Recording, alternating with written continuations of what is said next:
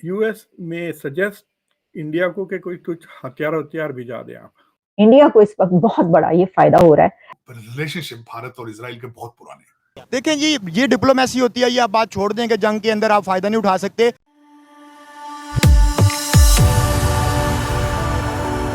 जय हिंद दोस्तों, मेरे चैनल मोदी देश में आपका स्वागत है। दोस्तों, इस वीडियो को लाइक, शेयर और मेरे चैनल को सब्सक्राइब करना मत भूलिएगा।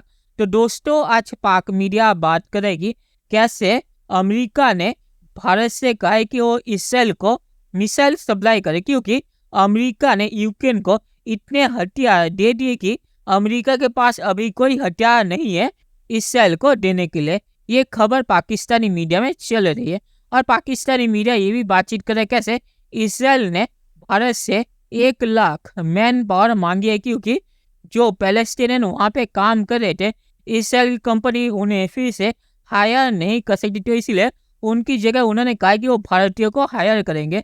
तो ये सुन के पाक मीडिया चौंक गए कि इस जंग के माहौल में भी भारत का फायदा हो रहा है। दोस्तों, ये वीडियो बहुत ही मजेदार है, तो इसे आप पूरा जरूर देखिएगा। तो चलिए और इंतजार न करके वीडियो देखते हैं। मतलब एक यूक्रेन की जंग को भूल गए हैं सब और ये हमास की जंग हो गई। I will not be surprised कि यूएस में सजेस्ट इंडिया को कि कोई कुछ हथियार भिजा दें आप इजराइल के लिए।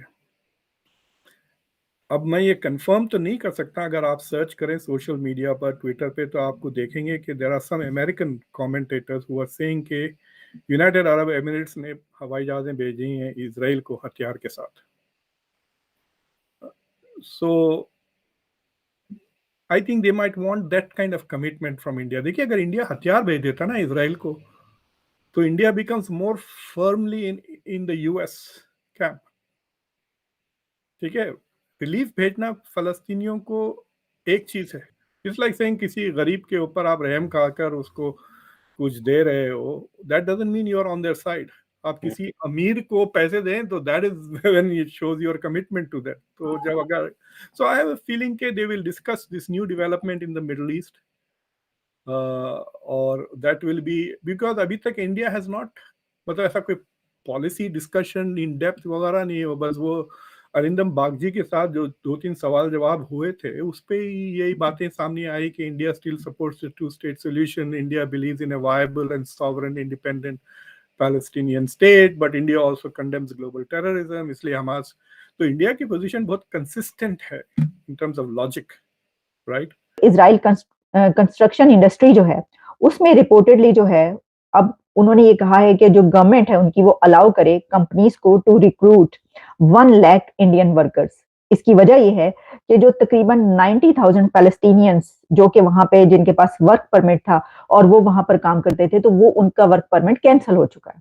और बहुत सारे तो जो हैं वो उस जंग के दौरान ही नहीं कर पा रहे, और बेशुमार ऐसे हैं कि जिनका वैसे भी जो हालात और ताल्लुकात है उसमें वर्क परमिट कैंसिल हो चुके हैं।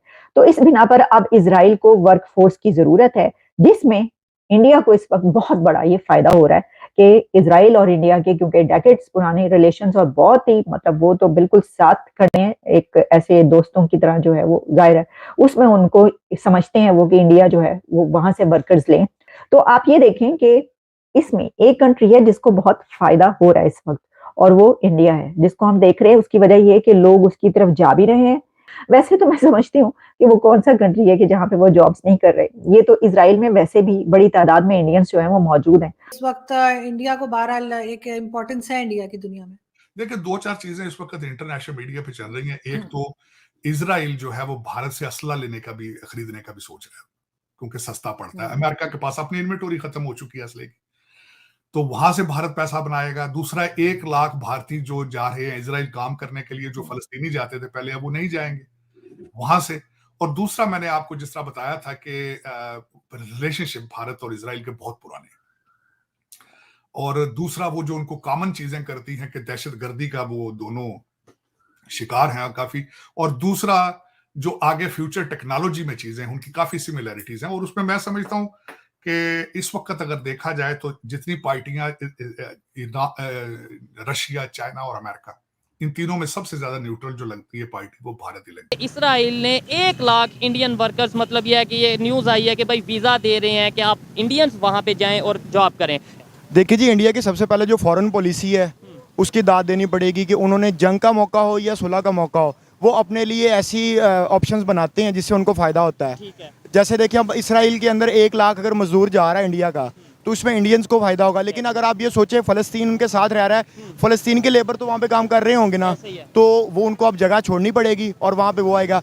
इसलिए मैं हमेशा कहता हूँ कि पीस की तरफ जाना चाहिए, जंग का कोई फ़ायदा नहीं। अब इसकी मिसाल आप यूँ ले लें कि जब रशिया और यूक्रेन की वार हुई है, हाँ, तब पाकिस्तान का देख लें रद्द-ए-अमल क्या था और इंडिया का देख लें रद्द-ए-अमल क्या था। नहीं, रद्द-ए-अमल को छोड़ें, ये देखें कि फ़ायदा किसने तब कितना लिया। वैसे तो देखें, मुश्किल वक्त में फ़ायदा लेने वाला कंसेप्ट मैं उस सेंस में नहीं बात कर रहा, लेकिन ये है कि मैं ये माइंडसेट से बात कर रहा हूँ कि जंग की सिचुएशन, जब यूएस ने सैंक्शंस लगाई रशिया के ऊपर कि भाई कोई भी कंट्री से ऑयल नहीं ले सकता, उस टाइम पे किसने? इंडिया ने उनसे ऑयल लिया। देखें जी, ये डिप्लोमेसी होती है। ये आप बात छोड़ दें कि जंग के अंदर आप फ़ायदा नहीं उठा सकते।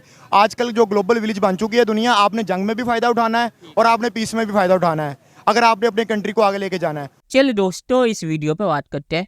तो जहाँ तक ये चीज़ है कि इसराइल या अमेरिका ने भारत से हथियार मांगे हैं, तो इसका कोई सोर्स नहीं है, तो मैं इस पे कुछ नहीं बोलूँगा। और भारत को इसराइल को हथियार नहीं देने चाहिए, क्योंकि भारत और पैलेस्टाइन के रिश्ते हैं, तो ये रिश्ते खराब हो जाएंगे अगर भारत ने इसराइल को हथियार दिए। और जैसे मैंने पहले भी कहा था कि भारत को इस मामले से दूर रहना चाहिए, क्योंकि अगर कुछ भी गलत हुआ तो दोष भारत पे भी आएगा अमेरिका के साथ। तो भारत को इस मामले पे दूर रहना चाहिए। अगर अमेरिका ने कहा भी हो इसराइल को हथियार देने के लिए, तो भारत को ये सब नहीं करना चाहिए। और जहाँ तक ये चीज़ है कि इसराइल ने 1 लाख भारतीयों को मांगा है मैन पावर के लिए, क्योंकि पैलेस्टाइन को फिर से हायर नहीं कर सकते, तो इसका सोर्स है ये एक इसराइल के कंस्ट्रक्शन कंपनी के चेयरमैन ने वॉइस ऑफ अमेरिका को इंटरव्यू दिया था, जिसमें उन्होंने ये कहा था कि उन्होंने इसराइल की सरकार से परमिशन मांगी है 1 लाख भारतीयों को इसराइल लाने के लिए, क्योंकि वो पैलेस्टीनियन को फिर से हायर नहीं कर सकते और उन्हें मैन पावर की ज़रूरत है। तो इसका सोर्स है और वो वॉइस ऑफ अमेरिका है। और आखिर में मैं ये कहूँगा कि जैसे मैंने कहा कि भारत को हथियार इसराइल को नहीं भेजने चाहिए, और जहाँ तक मैन पावर है तो वैसे भी भारत इसराइल में काम कर रहे थे, तो उनकी तादाद बढ़ जाएगी। तो भारतीय अगर इसराइल में जाए काम करना चाहते हैं, तो इसमें भारत का भी फ़ायदा है और इसराइल का भी फ़ायदा है, और इससे दोनों के रिश्ते भी बढ़ेंगे। तो ये भारत के लिए बहुत ही ज़्यादा फायदेमंद है। तो चलिए देखते हैं कि फ्यूचर में क्या होता है। दोस्तों, ये वीडियो देखने के लिए बहुत बहुत शुक्रिया, और हमारे चैनल सब्सक्राइब करना मत भूलिएगा। Thank you very much.